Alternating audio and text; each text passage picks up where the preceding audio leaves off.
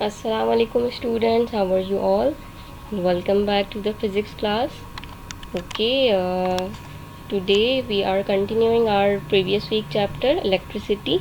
The topics we have covered in the last lecture were electric charge, field and coulombs, then Coulomb's law, field intensity, potential difference, volts, resistance and Ohm's law, right? Okay, so today we are starting with the concept circuit. Circuit is any closed area or region in which current can flow. ठीक है, कोई भी हमारे पास ऐसी reason है, ठीक है, जिसमें करंट फ्लो कर सकता है, उस पर्टिकुलर टर्मिनोलॉजी को हम रिप्रेजेंट करते हैं एज अ सर्किट. ठीक है, just like here we have a battery and a bulb and they are connected with a wire. ठीक है, हियर इज़ अ स्विच. अच्छा, अगर ये स्विच क्लोज होगा सो डेफिनेटली ये एक क्लोज्ड पाथ बन जाएगा. सही है, तो ये जो क्लोज रीजन होगा, इस रीजन को हम कह सकते हैं दिस अ सर्किट. अच्छा, इस वक्त ये जो है वो स्विच इस वक्त क्लोज नहीं है, तो इस टाइम पे it is known as an open circuit. ये सर्किट इस वक्त ओपन है, ये क्लोज नहीं है. पर अगर ये स्विच इसका ऑफ, ये स्विच इसका कनेक्ट हो जाएगा तो it is known as the close circuit. Clear? अच्छा, there are two basic types of circuits, series circuits and parallel circuits. Okay, in series circuit there is one path for the devices. ये देखिएगा, एक हमारे पास वे है और उसी वे में, उसी वायर में दो बल्ब्स कनेक्टेड है. ठीक है, दो डिवाइसेस कनेक्टेड है. तो ऐसे सर्किट के कॉम्बिनेशन को हम कहते हैं it is a series circuit. ठीक है, जिसमें हमारे पास जो करंट की जो डायरेक्शन है या करंट का जो फ्लो है वो एक पर्टिकुलर वे में हो रहा है. ठीक है, करंट जो है वो डिवाइड नहीं हो रहा डिफरेंट वायर्स में या डिफरेंट वेज में, करंट एक ही वे में फ्लो हो रहा है. ठीक है, तो ये हमारा सीरीज सर्किट कहलाता है, in which current is same and voltage is divided. देखिए, जब करंट तो एक ही वायर में फ़्लो हो रहा है, फाइन, पर जब हमारे पास रेजिस्टेंस मौजूद होती है, जैसे यहाँ पे दो डिवाइसेस कनेक्टेड हैं, ठीक है, तो डेफिनेटली इनकी अपनी रेजिस्टेंस होगी, तो वोल्टेज जो है वो रेजिस्टेंस के पॉइंट्स पे ड्रॉप हो जाता है. ठीक है, voltage is basically the work done in performing the current, right. Potential difference is the voltage, potential difference को ही वोल्टेज कहते हैं. ठीक है, होता बेसिकली ये है कि जो सीरीज़ कॉम्बिनेशन होता है उसमें जब एक ही वायर है, ठीक है, तो जब एक रेजिस्टेंस आएगा, ठीक है, तो वोल्टेज जो है वो इस पॉइंट पे ड्रॉप हो जाएगा. तो जब वोल्टेज इस पॉइंट पे ड्रॉप हो गया तो क्या रिमेनिंग वायर में सेम वोल्टेज प्रेजेंट होगा? रिमेनिंग वायर के लिए नहीं. तो इसलिए यहाँ पे वोल्टेज जो इस पॉइंट पे अगर होगा वो ड्रॉप हुआ होगा. अच्छा, फिर क्या है कि सेकंड पॉइंट पे एक और रेजिस्टेंस मौजूद है. ठीक है, तो इस पॉइंट पे अगेन वोल्टेज ड्रॉप होगा. तो सीरीज़ कॉम्बिनेशन में वोल्टेज डिवाइड हो जाता है, ड्रॉप होकर फिर जो है वो आगे तक ऑब्टेन होता है, जबकि current throughout the way या throughout the path same ही रहता है. ठीक है, अभी हम थोड़ा सा और इसको जब देखेंगे डेरिवेशंस में, इंशाल्लाह आपको ये वोल्टेज डिवीजन और करंट का कॉन्सेप्ट और इजीली समझ आ जाएगा. Now we have the parallel circuit. Okay, in parallel circuit voltage is same but current is divided. How? Let's see. Okay, first of all here we have two different ways. ये देखिएगा, एक ही battery से दो different bulbs connected हैं. ठीक है, पर क्या है, दोनों के जो वेज हैं वो डिफरेंट हैं. ये देखिए, ये जो है वो रीजन 1 में कनेक्टेड है, इसको हम कह सकते हैं पाथ 1 और V1, सॉरी, और ये जो है वो रीजन 2 में कनेक्टेड है. अब ये कि यहाँ पे एंड टू एंड कनेक्शन नहीं है. एंड टू एंड वो था जो कि सीरीज़ में था, कि एक ही वे में या एक ही पाथ में डिफरेंट रजिस्टर्स या डिवाइसेस हमारी कनेक्ट हो रही थी, पर यहाँ पे पाथ हमारा डिस्ट्रीब्यूट हो गया. तो ऐसे कॉम्बिनेशन को हम कहते हैं it is a parallel combination. Okay, here voltage across the wires are the same. देखिए, वोल्टेज ड्रॉप अगर तभी होता है जब मेरे पास एंड टू एंड कनेक्शन मौजूद होता है. अब यहाँ पे तो दोनों वायर्स के जो रास्ते हैं वो अलग अलग है ना, ठीक है। तो यहाँ पे वोल्टेज ड्रॉप जितना यहाँ होगा उतना ही यहाँ होगा। तो ऐसे केस में हम कहते हैं कि पैरेलल सर्किट में वोल्टेज जो है वो सेम होता है बट करंट इज़ डिस्ट्रीब्यूटेड। ठीक है, जो करंट फ्लो इधर हो रहा है डेफिनेटली अब वो करंट फ्लो इधर नहीं होगा। सही है, तो यहाँ पे डिवाइड हो गया वोल्टेज, ये वो करंट्स। ये देखिएगा यहाँ से ये इसकी फ्लो अगर स्टार्ट हो रही है, ठीक है, तो करंट कुछ फ्लो हो जाएगा इस वायर में से और कुछ करंट फ्लो हो जाएगा इस वायर में से। सही। So here voltage is same and current is different in the parallel circuit. Now question number 9, because we had done in the previous lecture till question number 8. Question number 9 we have electric circuit, conventional current and resistor.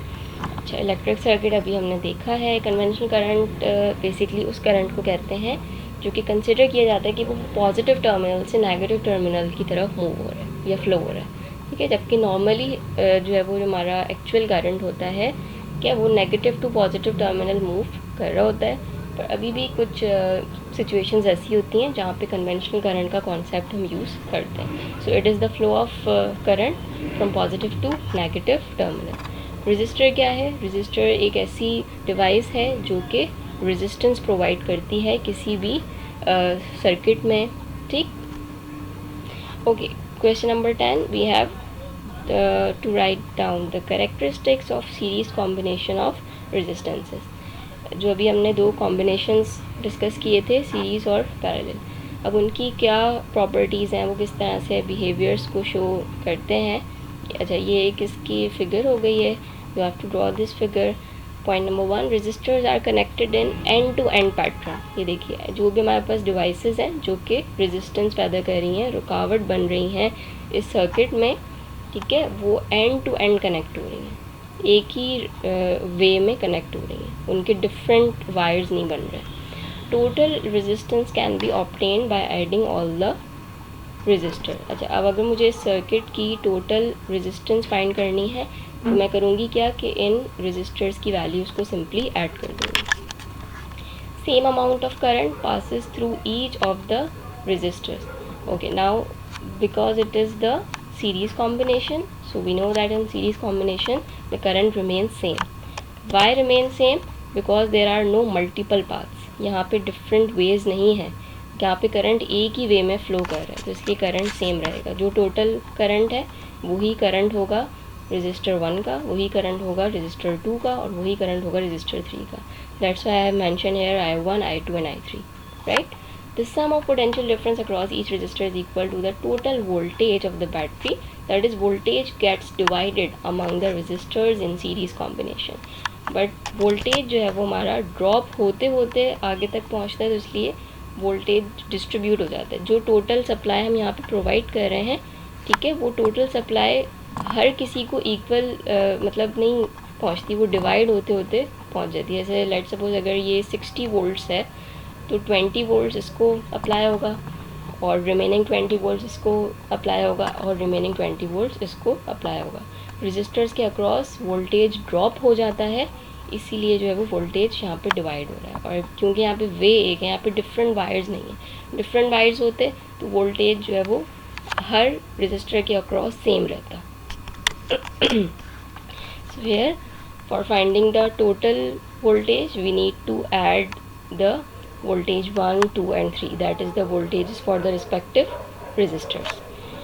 Okay, now characteristics of parallel combination in which resistors are connected in parallel arrangement. ये देखिए, ये parallel arrangement है, ठीक है, मतलब एक दूसरे से opposites जो है वो connections है।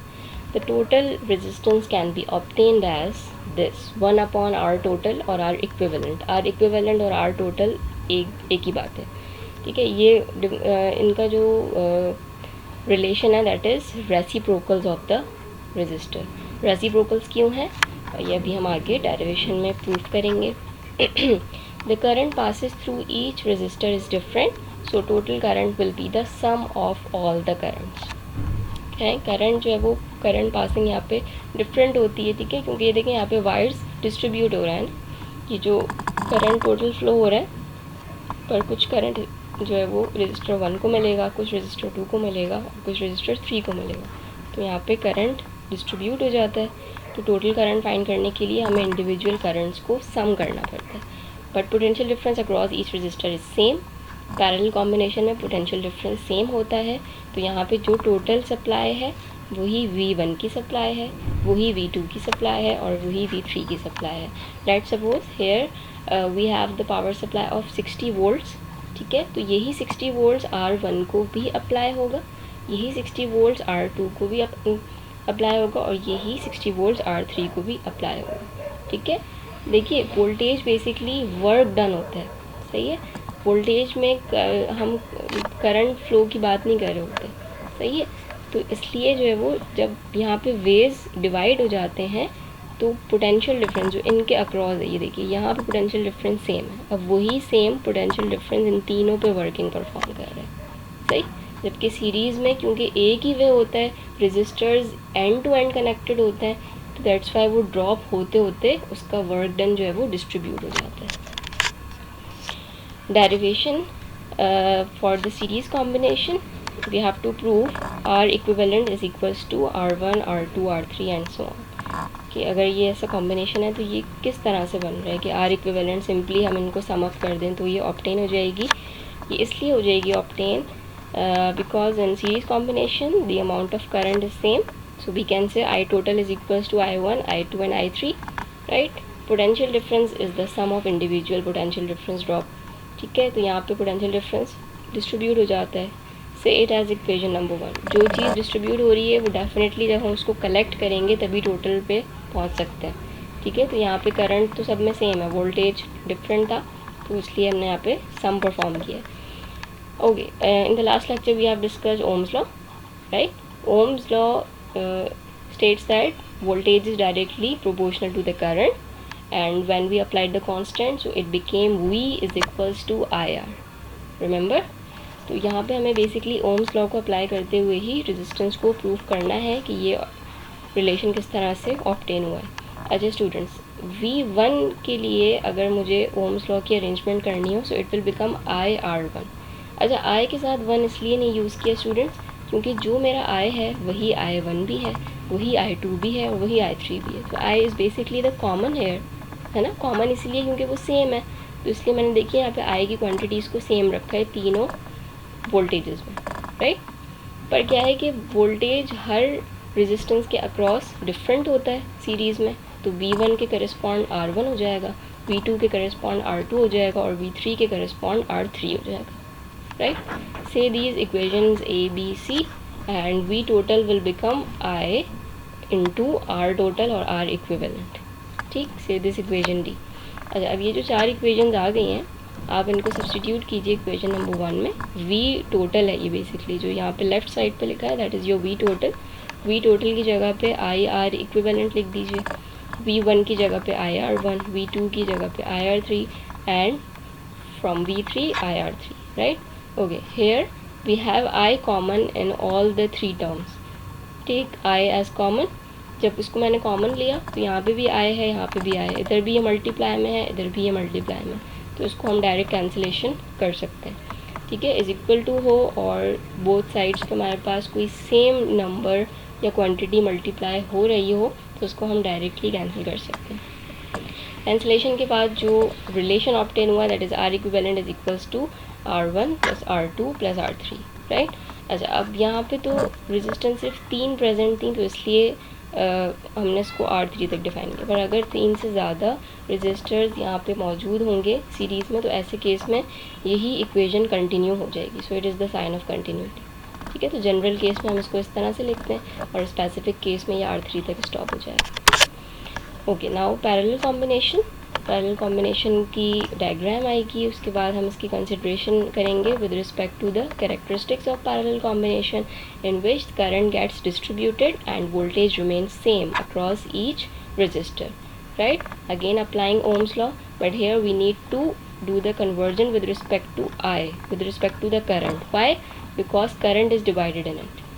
जो चीज़ मतलब जहाँ पे समेशन परफॉर्म हो रहा है ना, समेशन वाले पार्ट में वैल्यू को सब्सटीट्यूट करना है, तो इसलिए अब हम यहाँ पे ओम्स लॉ को मॉडिफाई करेंगे विद रिस्पेक्ट टू करंट। तो V is equals to I R है, पर I के रिस्पेक्ट से करूँगी तो V upon R E Q हो जाएगा। R E Q means R total, ठीक, से दिस इक्वेशन है। अच्छा, इसी तरह से अगर मुझे I1 फाइंड करना है, ठीक है, I1 मीन्स के करंट कितना फ्लो हो रहा है थ्रू द रजिस्टर्स R1, तो I1 is equals to V upon R1। ये ओम्स लॉ के ही रेफरेंस से ये सारी चीज़ें मैंने ऑब्टेन की हैं, ठीक है। ये बेसिकली I टोटल है, ये I1 है। सिमिलरली I2 में R2 यूज़ करूँगी, I3 में R3 यूज़ करूँगी। इक्वेशंस को नेम दीजिए, ठीक है, और इन सब वैल्यूज़ को सब्स्टिट्यूट कर दें इक्वेशन नंबर 1।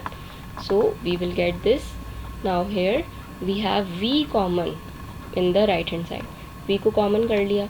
अब यहाँ पे भी तो V प्रेजेंट था, सही, और इधर भी V प्रेजेंट है, तो ये V दोनों न्यूमरेटर्स पे मौजूद हैं। इक्वल्स टू का साइन है, तो इक्वल्स टू का साइन हो और सेम पोजीशन पे कोई क्वांटिटी मौजूद हो तो हम उसको कैंसिल आउट कर सकते हैं। उसको कैंसिल किया तो यहाँ पे क्या रह गया, 1 रह गया, ठीक। और ये सब 1/R1, 1/R2 और 1/R3 के कॉम्बिनेशन में आ गए।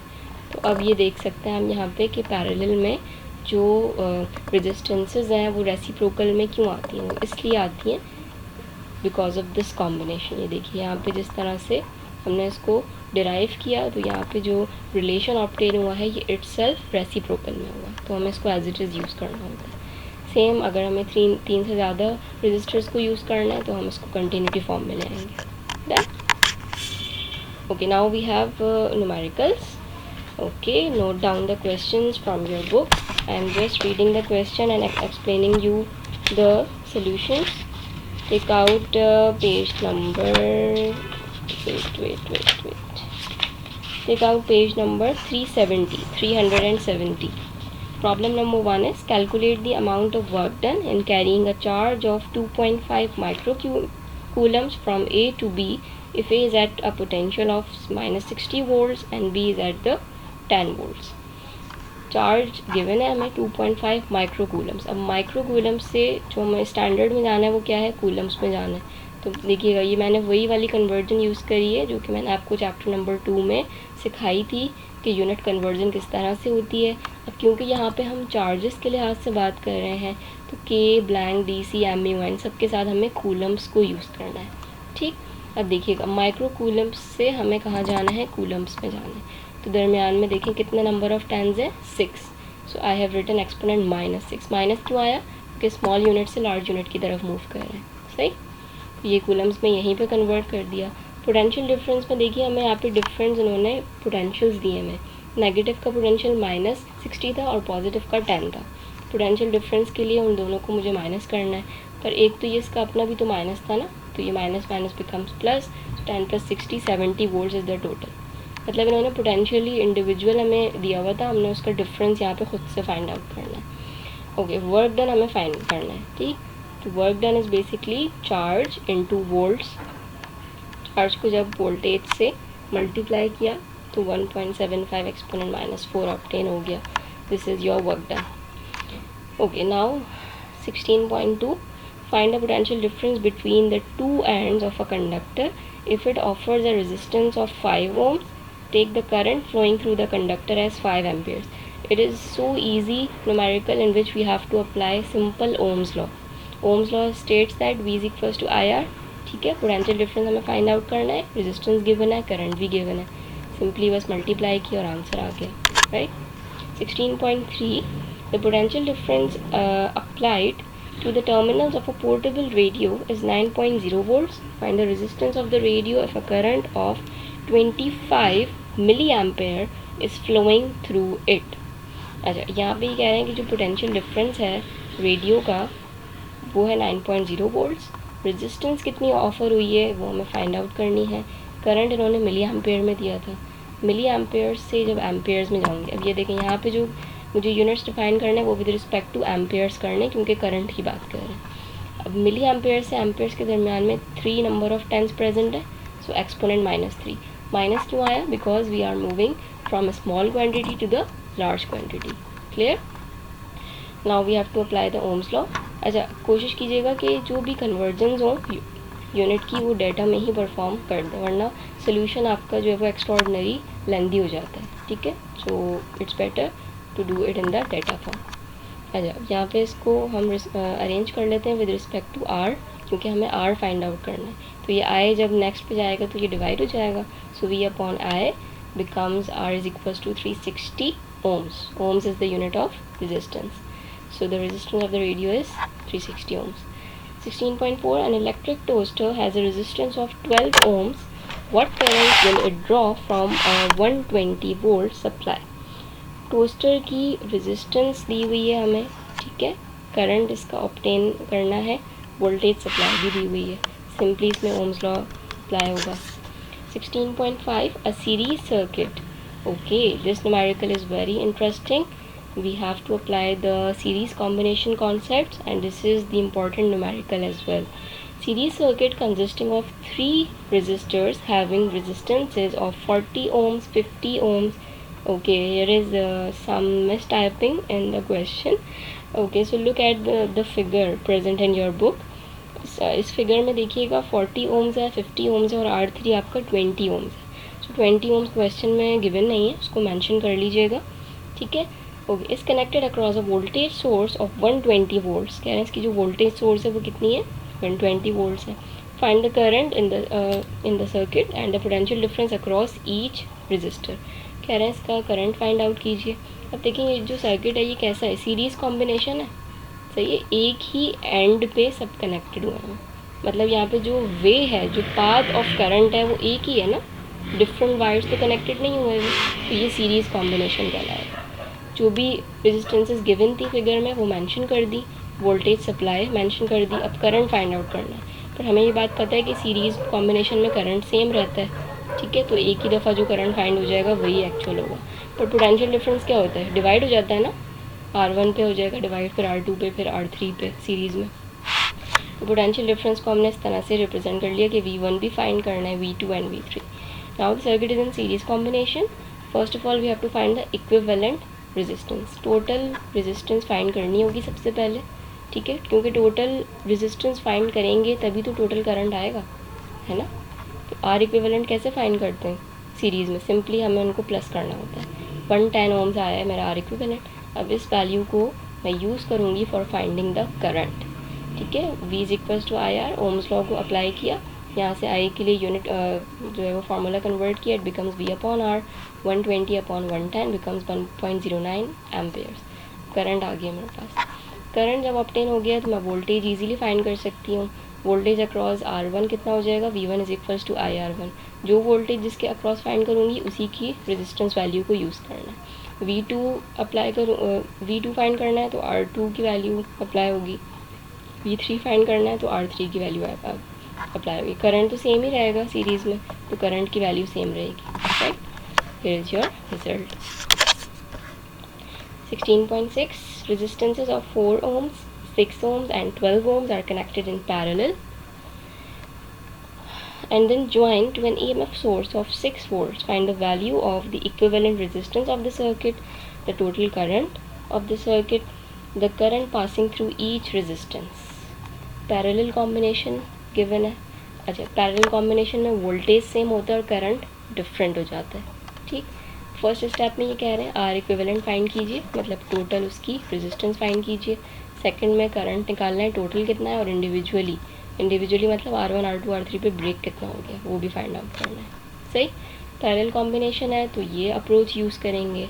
आर इक्विवेलेंट कैसे फाइंड किया, ये देखिए, ये सारी वैल्यूज़ 1/4, 1/6, 1/12 इस तरह से आ रही थी रेसिप्रोकल में, ठीक है. तो इंडिविजुअली सबके डेसिमल्स परफॉर्म कर लिए, उनको टोटल किया, सो इट बिकम 0.5. पर 0.5 क्या आया, 1/R इक्विवेलेंट आया है, आर इक्विवेलेंट नहीं आया अभी भी, ठीक. तो we need to cross multiply.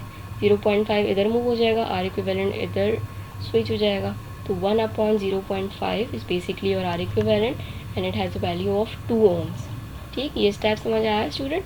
1/R equivalent था, पर हमें आर इक्विवेलेंट फाइंड करना है, तो हमें इसको यहाँ पे स्विच करना पड़ेगा, 0.5 की वैल्यू को इधर शिफ्ट करना पड़ेगा. Next step total current find out करना है. अच्छा, टोटल करंट फाइंड करने के लिए हमें आर इक्विवेलेंट को यूज़ करना पड़ेगा.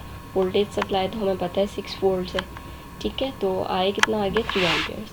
Now current passing through each resistance. अब क्योंकि ये एक पैरेलल कॉम्बिनेशन है, तो पैरेलल कॉम्बिनेशन में करंट डिस्ट्रीब्यूट हो जाता है, ठीक है. डिस्ट्रीब्यूट इसलिए होता है क्योंकि उसके वेज अलग अलग हो जाते हैं. तो अब ये कह रहे हैं कि R1 में जितना करंट पास हुआ वो फाइंड कीजिए, R2 में से जितना पास हुआ वो फाइंड कीजिए और R3 में से कितना पास हुआ। तो I1 फाइंड करने के लिए R1 यूज़ करेंगे, ठीक है। V अपॉन R1 ये ओम्स लॉ की ही मॉडिफिकेशन है, कोई नई चीज़ नहीं है यहाँ पे। V देखिए तीनों में कांस्टेंट रहेगा, कांस्टेंट रहने की वजह पैरेलल कॉम्बिनेशन है, ठीक है।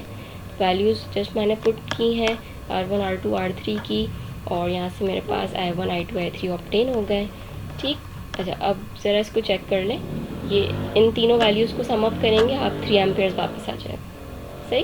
तो ये चीज़ एक वेरीफाई भी हो गई कि जो वैल्यूज़ हमने फाइंड की हैं वो सही है, क्योंकि इंडिविजुअल करंट जो डिस्ट्रीब्यूट हुआ होगा वो होगा तो बेसिकली उस टोटल करंट के इक्वल ही ना, जो इस वायर तक पहुंचा होगा वो टोटल है। फिर जब वो डिस्ट्रीब्यूट हो गया तो उसका अमाउंट तो सेम ही रहेगा, राइट। बहुत अच्छे से समझ के कीजिएगा न्यूमेरिकल, इसीलिए मैं बहुत अच्छे से एक एक चीज़ एक्सप्लेन कर रही हूँ आपको, ठीक है। एक एक पॉइंट एक्सप्लेन किया है तो काइंडली इसको समझ के कीजिएगा। 16.7 The last numerical of this chapter, the two light bulbs of 100 watt and 60 watt both operate in a 220 volt circuit. Which bulb has the higher resistance and which bulb carries the greater current? दो different bulbs दिए हुए हैं हमें और उनकी powers दी हुई हैं, पर उनके वोल्टेजेस सेम है। तो कह रहे हैं कि ज़रा अगर ऐसी कंडीशन है तो ये चीज़ आइडेंटिफाई कीजिए कि इन दोनों में से कौन सा बल्ब है जिसमें रेजिस्टेंस ज़्यादा प्रेजेंट होगी और कौन सा बल्ब है जिसमें करंट हाई होगा। ओके, तो पहले हम ये करते हैं कि करंट फाइंड आउट करते हैं, ठीक है। अच्छा, पावर को अगर मैं वोल्टेज और करंट की टर्म में डिफाइन करूँ तो power is equals to V into I simply, ठीक है। इन दोनों को मल्टीप्लाई करना होता है। तो यहाँ से हम ऐसा करते हैं कि इंडिविजुअली इसका करंट फाइंड कर लेते हैं, बल्ब 1 के लिए और बल्ब 2 के लिए। बल्ब 1 के लिए जो करंट फाइंड आउट किया दैट ऑब्टेन 0.45 एम्पेयर्स, और बल्ब 2 के लिए जो फाइंड आउट किया दैट ऑब्टेन 0.27 एम्पेयर्स, ठीक। तो देखिए 0.45 ग्रेटर है या 0.27? 0.45 ग्रेटर है। 0.45 किसका है? बल्ब 1 का करंट है, तो bulb 1 carries more current than bulb 2। अच्छा, अब रेजिस्टेंस की अगर बात करें तो अच्छा, अगर मैं यहाँ पे इस लिहाज से देखिएगा इसको, जिसमें करंट ज़्यादा पास होगा तो उसमें रेजिस्टेंस कम होगी या ज़्यादा होगी। देखिए करंट ज़्यादा पास होने का मतलब है कि वहाँ पे बीच में रुकावट कम है ना, रुकावट कम है तभी तो करंट ज़्यादा पास हुआ है। पर अगर करंट कम पास हुआ होगा तो डेफिनेटली वहाँ पे बीच में रेजिस्टेंस ज़्यादा मौजूद होगी। तो ये तो हमें एक लॉजिकली भी बात समझ में आ रही है कि अगर बल्ब 1 जो है वो करंट उसमें ज़्यादा कैरी हो रहा है तो डेफिनेटली उसकी रेजिस्टेंस लो होगी। तो अगर इसकी रेजिस्टेंस लो होगी तो सेकंड वाले की हाई होगी ना। और चले हम इसको प्रूव भी कर लेते हैं with respect to the values. हमने यहाँ पे सिंपली ओम्स लॉ अप्लाई किया है। देखिए I1 और I2 तो मेरे पास आए हुए थे ना बल्ब 1 और बल्ब 2 के करंट्स। तो यहाँ पे मैंने simply current resistance for R1 और R2 फाइंड आउट की अलग अलग। तो कम रेजिस्टेंस बल्ब 1 की आई और ज़्यादा रेजिस्टेंस बल्ब 2 की आई। तो ये वैसे भी अंडरस्टूड सी बात है कि करंट इसमें कम ड्रॉ हुआ था, तो करंट कम ड्रॉ होने का मतलब ही यही है कि उसमें रेजिस्टेंस ज़्यादा मौजूद होगी, सही। तो ये इसका इस तरह से रिजल्ट बन गया। देखिए 60 watt bulb has higher resistance, right, while 100 watt bulb carries greater current. Clear? Okay. Still here are some topics of this unit which are remaining because this chapter is too much lengthy. ठीक है, so we have to cover the rest of the topics in our next class inshallah, and after covering of those topics I will give you the objectives as well. Okay students, please इनको बहुत समझ के कीजिएगा numericals को। Specially ये numericals बहुत important भी हैं और बहुत इजी भी हैं। एक दफ़ा बस आपको ये बात समझ आ जाए कि सीरीज़ और पैरेलल कॉम्बिनेशन में आपने वोल्टेज और करंट को किस तरह से यूज़ करना है, तो आपके लिए ये न्यूमेरिकल्स बहुत ईजी हो जाएंगे। Okay students, thank you so much. Allah हाफिज़।